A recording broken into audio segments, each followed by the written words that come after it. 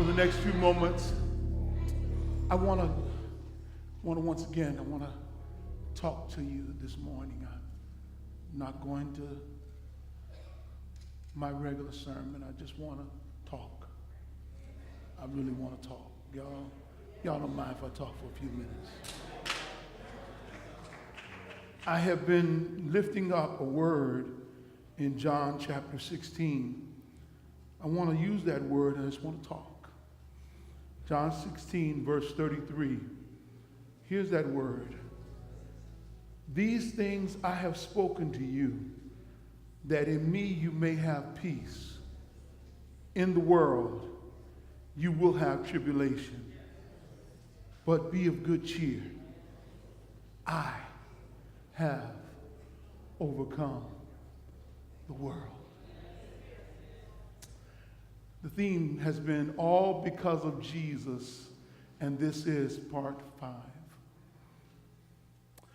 Jesus speaks a word to those around him, and is a word of encouragement to them as a prophetic foretelling of what they would go through. It is encouragement before they needed it. It's actually encouragement before the discouragement. It's the antidote before you ever got the poison. It's the fix before you ever knew you needed the repair. It's the new tire while the old tire is still running. He puts it in place for one reason. Because when things went wrong, I'm a rather educated young man, and I have educated friends. One of my good friends is Dr. Edward P. Harding Jr., and he's fond of talking about common phrases that people say in rather crass ways. So he likes to fix them up. And one of the ones he fixed up was one related to a fan. So he says, when the feces hits the rotating circular blade, you'll get it on the way home.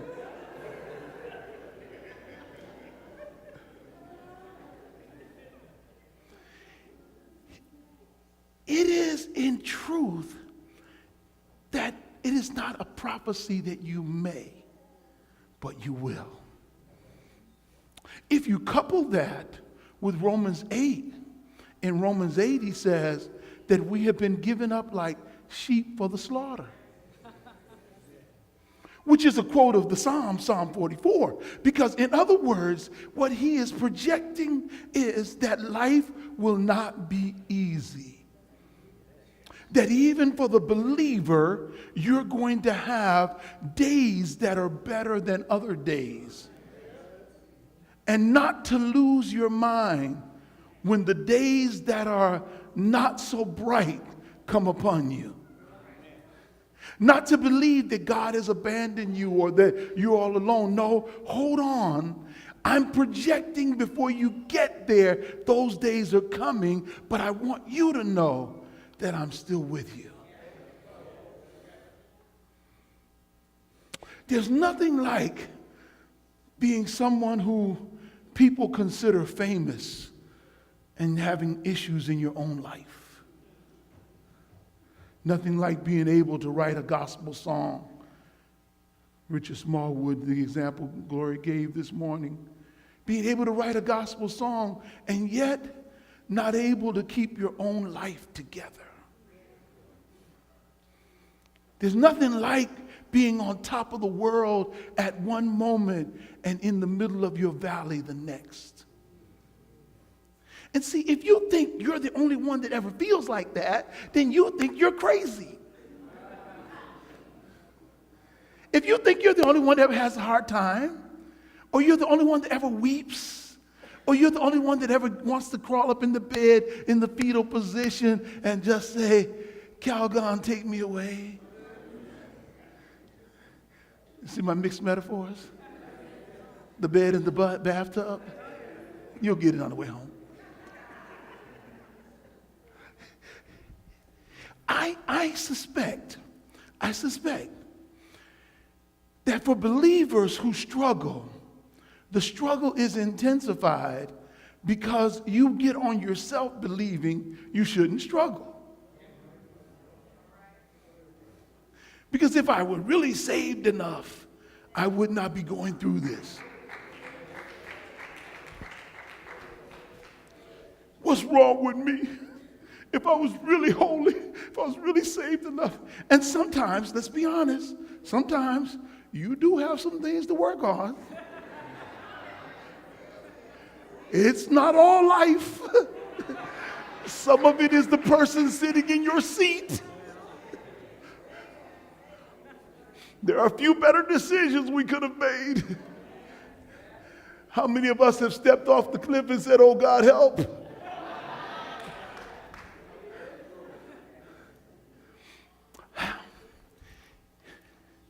I don't know. I have, in my time, I'm a rather big guy. I've had some experiences that are not all good with chairs. I've sat down on a chair, and the chair did not remain comfortably beneath me. Yes, the chair gave way. I was in Ohio. My wife goes out with the girls, and they're setting up their place down there. They get these chairs. Now, they buy these chairs from one of those little stores, little Arrow and Dot or something. The one with the French name, you know. They bring the chair back. They ain't had no furniture in the house yet. Now, Daddy, you can sit right here. I sat down.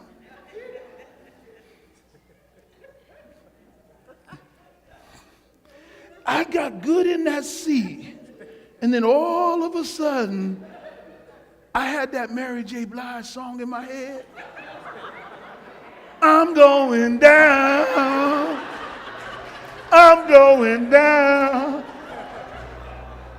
My whole world, oops, upside down.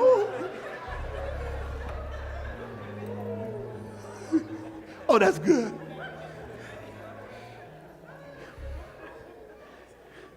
There's nothing like thinking you're secure and still falling.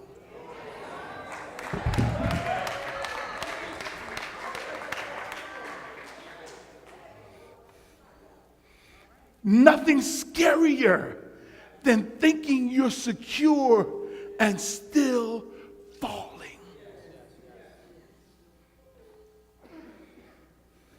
And that's when the enemy really gets to play tricks on your mind. Does God really care?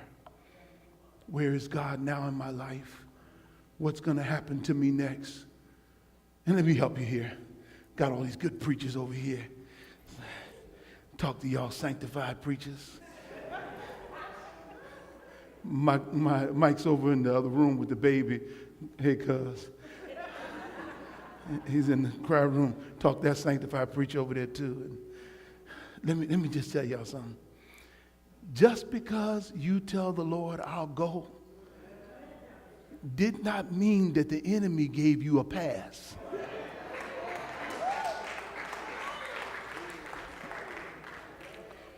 Can I talk to my choir here? Would everybody that sings please stand in the place? Everyone that sings? Anyone that sings? If you're a choir member of any choir in this church, would you stand? Let me talk to all of you. Here's the biggest test in the world. Satan was a member of the choir in heaven. No, stay there, stay there. Stay there. So he never wants to see music in worship that's effective because it reminds him of what he used to could do. So that every time you stand to worship God Every time you begin to sing, he gets angry because he sees that's what I used to do. I used to adore him. I used to worship him. I used to usher people into his presence, and I can't do it anymore. Don't fool yourself. Every musician, every singer is always under attack because the enemy's mad that you're doing his job. You can be seated. I'm just talking today. I'm just talking. See, that's why you're under attack. Why do you think he wants to steal your voice? Why do you think he wants to keep you from going to rehearsal? Keep you from singing? Because if he can do that, he can get you on the sideline and not helping people over the line. Okay, let me.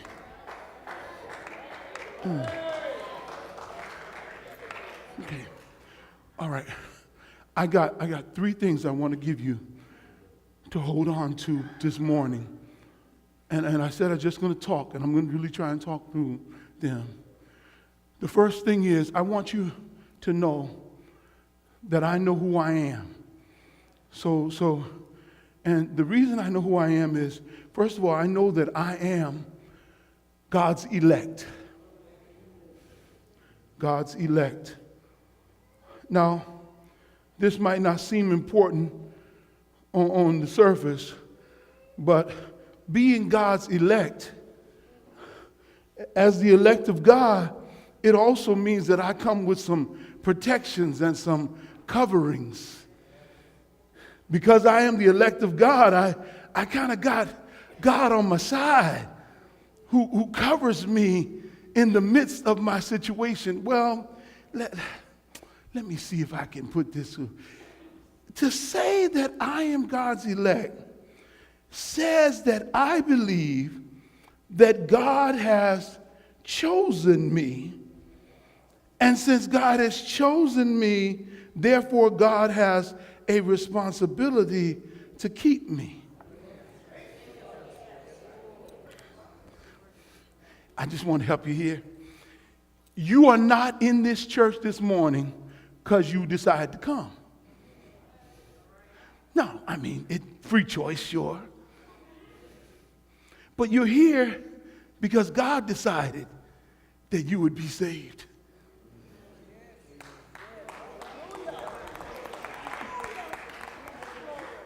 God decided that his love was greater than any sin you ever committed. God decided that I'll look beyond your faults and see your needs.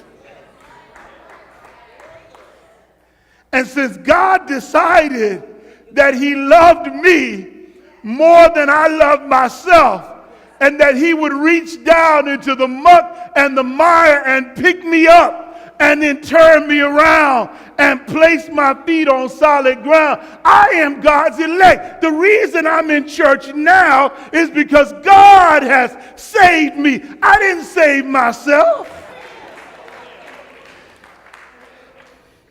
You see, okay, Ephesians 1:4 says, according as he hath chosen us in him before the foundation of the world, that we should be holy and without blame before him in love. He has chosen us in him. I was chosen by God. Well, John 15:16 says, you did not choose me, but I chose you and appointed you that you should go and bear fruit, and that your fruit should remain, that whatever you ask in the Father in my name, he will give it to you. God said, you didn't choose me, I chose you. The very reason you're here, and some of y'all may be even here under protest, but the reason you're here is because God has already put his hand on you, and he's already said, I love you, and he's already said, I've chosen you. You are mine. You are the elect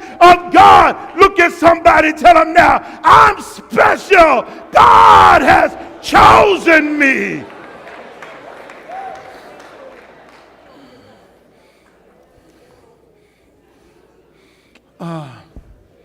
Okay. Okay, I'm elect. But not only am I elect, but I've been empowered by God. I've been empowered by God. The fact of the matter is that God enables me, empowers me to make it through. Yeah. See, he says that we overcome because of Jesus. And it is what God has done for me that enables me to keep on shouting. Okay, let me do it this way. I said I'm God's elect, right? Okay, Romans 8. You can look it up sometime. But verse 33 says, who shall bring anything of a charge against God's elect? Watch this. It's God who justifies. Tap somebody, say, neighbor, you might not be able to handle this. I've been justified by God. Okay. The next line says, who is he who condemns? It's Christ who died. And furthermore is risen, who is even at the right hand of the Father, who makes intercession. And he says, now in case you don't understand that, since you are the elect of God and you've been empowered, he says, I put it this way, nothing shall separate you from the love of God. You better tap somebody now, tell them I'm getting ready to shout. Nothing shall separate you. Oh, glory. Shall tribulation or distress, persecution or famine or nakedness or peril or the sword? Yea, in all these things, we are more than conquerors.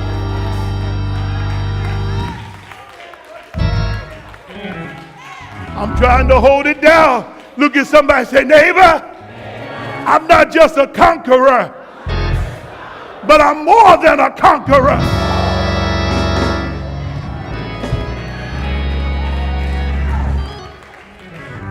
Y'all ain't ready to help me yet. But I'm going to close with this. My time is up. Thank you, Doc. Thank you. It is not only that I've been elect of God and I've been empowered by God.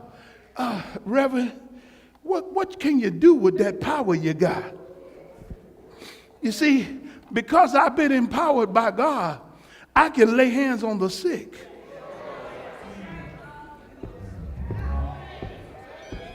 And see them recover. Oh, y'all missed that, went over somebody's head.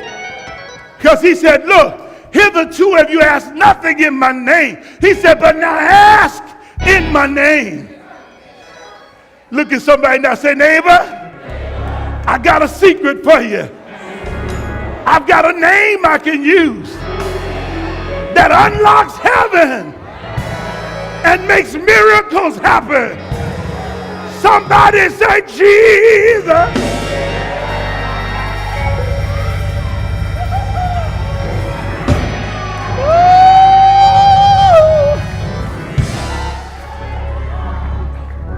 Okay, go to your seat, Watts. Thank you so much. I'm trying to. Listen, but not only am I elect of God and empowered by God, but I am exceptional through God.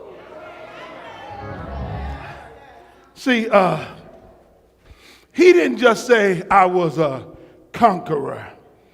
He said I was more than a conqueror. Y'all still ain't get that, went over somebody's head. See, he didn't just say I would overcome, but he said I'm beyond just overcoming now. I'm at a whole nother level now. I don't just want to overcome, I want to go ahead and defeat the Satan that's coming against me. I don't want to just come out, I want to bring somebody else out with me. I don't want to just be healed by myself. I want to see others be healed around me. I don't want to just get a prophetic word for my own life. I want to give a word for somebody around me. I don't want to just walk by faith and not by sight by myself. I want to stand in agreement and walk with others around me, because it's time now that miracle power, healing power, delivering power begin to be seen in the earth realm, because we are more than conquerors. We are more than conquerors. We are more than conquerors. Somebody bless his name. Somebody bless his name. Somebody bless his name. Somebody bless his name.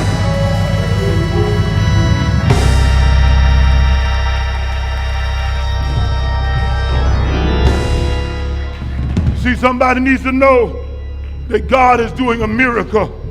Let me just look at someone real quick. Just say, neighbor, you need to know what I know.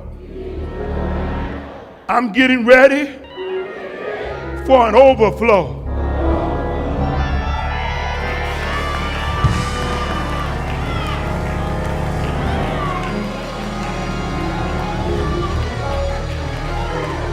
I wish I had somebody who would praise him with me. I'm getting ready for overflow. There's an overflow. There's an overflow.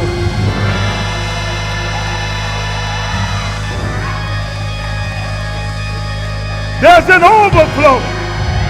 There's an overflow. There's an overflow. I feel an overflow.